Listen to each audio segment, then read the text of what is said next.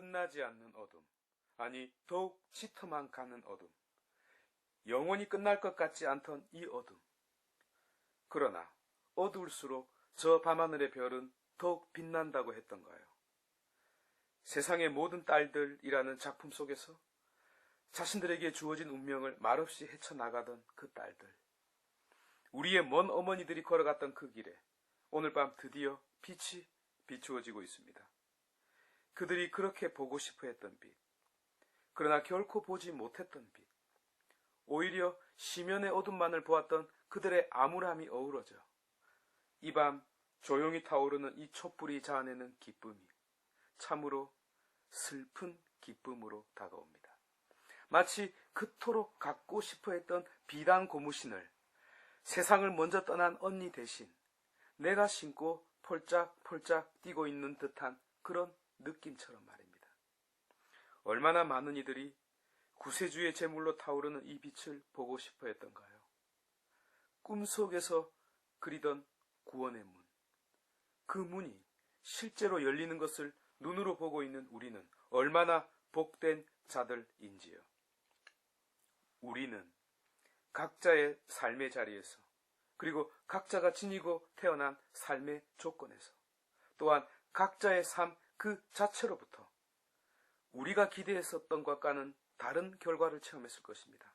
상처와 아픔, 이별과 슬픔, 눈물과 고통, 죄와 죽음 등등 온갖 종류의 저 비구원의 상태에 놓여 있게 된 자신들을 마주했을 것입니다. 또한 이 상태는 해결할 수도 해결되지도 않은 채 갖가지 저 절망의 다양한 얼굴로 맞닥뜨렸을 것입니다. 누가 나를 이 비참한 처지에서 구원해 줄 수 있겠습니까? 라는 사도 바오로의 깊은 탄식처럼 우리의 처지는 정말 현실 그대로입니다. 그런데 이 바람이 오늘 이 밤 이루어지고 있습니다. 베들레헴의 고요한 마구간에서 태어난 아기, 곧 장차 그리스도라고 불리울 예수라는 분에 의하여 이 불꽃이 빛나기 시작했습니다. 그 이유와 과정은 우리가 6주간의 사순시기를 지내면서 보아왔습니다. 나에 대한 사랑으로 말미암아 자신을 포기한 분, 우리에 대한 한없는 연민으로 말미암아 자기 자신을 버린 분, 세상에 대한 끝없는 사랑으로 말미암아 자기 자신을 산제물로 바친 분에 의하여 이 불꽃이 타오르기 시작했습니다. 그러나 이 세상에서 이 세상을 구원하고자 자신의 몸을 던진 이들이 어디 한두 명이었답니까? 그러나 이들 중 그 누구도 세상을 구원할 수는 없었습니다. 그 이유는 그들 또한 우리처럼 구덩이에 빠져 허우적거리는 자에 불과했기 때문입니다.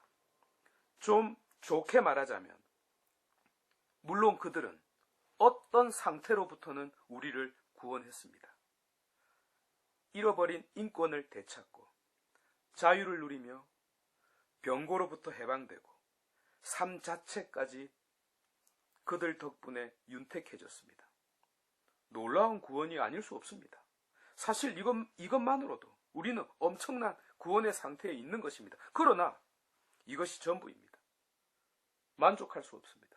여전히 불안합니다. 아직도 저 행복은 멀리 멀리 있습니다. 왜 그럴까요? 우리가 총체적인 구원을 받지 못했기 때문입니다. 예컨대 만약 다리가 부러졌다면 수술을 받으면 됩니다. 감기약을 먹으면 감기가 낫습니다. 몸이 허약하면 영양제를 먹으면 됩니다. 그런데 말입니다. 이 모든 것들은 내 몸이 살아있을 때의 이야기입니다. 만약 내가 죽는다면 영양제가 무슨 소용이 있습니까? 아무리 대단한 의사라도 소용이 없습니다. 내가 이미 이 세상에 존재할 수 없게 되었으니까요. 이 한 가지 사실, 곧 누구에게나 적용될 뿐 아니라 그 누구라도 피해갈 수 없는 이 운명 앞에서는 우리가 받았던 그 많은 구원들조차 그저 비구원에 불과할 뿐입니다. 바로 이 때문에 곧 구원이란 여러 가지의 모습이 있지만 최종적인 이 죽음으로부터의 구원을 받지 못한다면 앞의 구원들은 그저 쓰레기 구원에 지나지 않게 되는 것입니다. 말하자면 내가 서울 서초동의 어떤 빌딩에 큰 사무실을 가지고 있어요.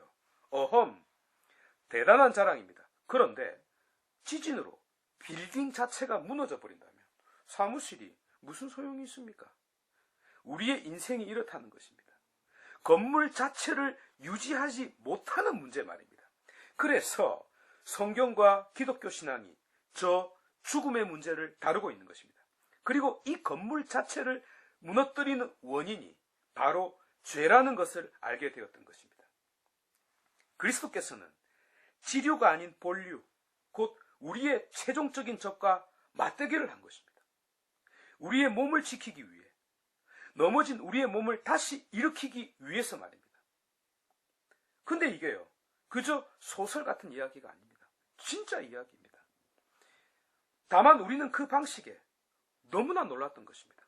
초창기 기독교 신학자들이 이를 명확하게 보았습니다. 이 세상 그 누구도 성공하지 못한 이 일을 그리스도라고 불리우는 예수께서 이루어내셨습니다. 하지만 안타깝게도 이는 카메라로 찍을 수 있는 사건은 아니었답니다. 하여 내면의 눈으로, 곧 믿음으로 바라볼 때에 이를 볼 수 있다는 것이 문제 아닌 문제가 되겠습니다. 이 깊어가는 밤, 저 죽음에 승리하여 타오르고 있는 이 부활초가 승리의 나팔수를 비추어 주고 있습니다만 우리 눈에 보이시는지요? 우리 안에 믿음이 있는지요?